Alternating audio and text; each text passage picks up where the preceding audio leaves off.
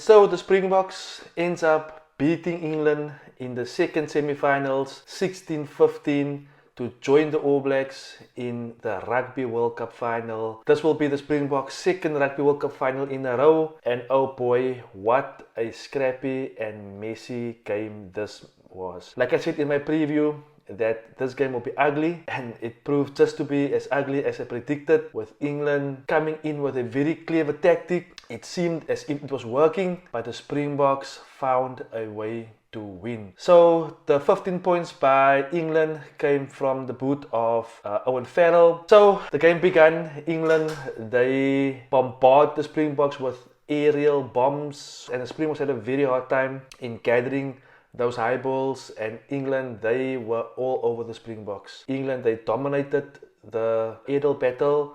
England also seemed in the first half to be competent at set piece. The scrum was functioning pretty well. They were very competitive at the line out. They made life difficult for the Springboks at line out. And England, they came out with a clear game plan, and for most of the match, I would say for 77 minutes of the match, it seemed as if the game plan was working. The Springboks were extremely flat. I think they were probably still hungover from the French win last week, but the Springboks seemed very flat, and they needed a spark.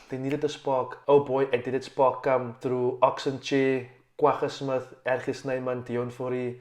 Those guys brought the spark, but I must stand still with Ox Nche. So Ox Nche, he's done the same thing last week against France, where the Springboks got the ascendancy in the scrum when Ox Nche came on in the second half. Ox Nche is beast incarnate. The question I'm posing now, shouldn't Ox Nche start in this final next week and let Steven Kitshoff be on the substitute bench as he was in the 2019 Rugby World Cup when Beast was the starter? I think it will be good if Ox Nche could start, but then again, Ox Nche is the type of player that can come on and change a game for you. RWC Snyman, he was also dynamic. He scored his try. Dion Fourie, he tried his best, his dynamic self. Kwagga Smith came on, gave a spark, was all over the place. The Springboks didn't deserve to win this match, but they won this match. And this is how great teams win matches. When they don't deserve to win, they find a way to win. And the Boks found a way to win through penalties and by the boot of Handre Pollard. Man, I could see the disappointment in Mandy Leeuw's face when he came off in the 30th minute, but it was the right call, and Pollard, he did the job for the Springboks. But England, they look good.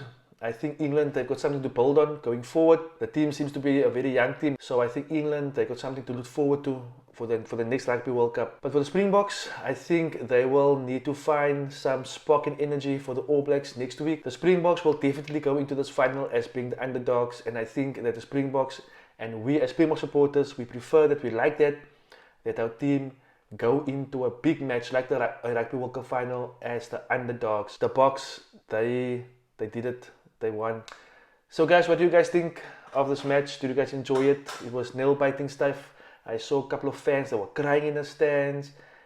People, they were overjoyed because for most of the match, we as Springbok supporters, we were biting our nails. We were disappointed. The team was flat. They were bad. Made bad, stupid mistakes, knock-ons, and the game wasn't right. But for the Springboks to have played Scotland, Ireland, France, there had to be a game where they didn't function at that high intensity, at high peak level as they functioned in the previous 3 high-profile games. So hopefully this was just another dip that the Springboks needed for them to be on the peak again next week against the All Blacks. So guys, let me hear from you. What do you guys think of the game? Comment in the comment section. Please like this video and subscribe to my channel, and I'll catch you guys on my next video.